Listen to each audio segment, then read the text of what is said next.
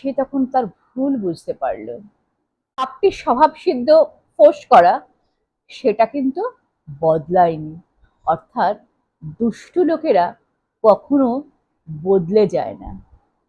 দুষ্টু লোক সবসময় দুষ্টই থাকে।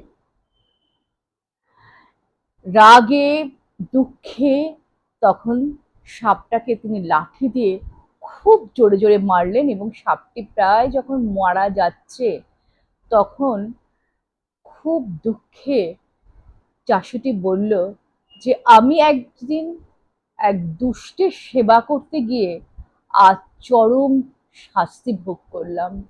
আমার একটা ছেলেকে আমি হারিয়ে ফেললাম। আমি আজকে প্রায়শ্চিত্ত করছি। যে সমস্ত মানুষেরা অকৃতজ্ঞ হয়, বেঈমান হয়, তারা যখন খুব খারাপ অবস্থায় পড়ে তখন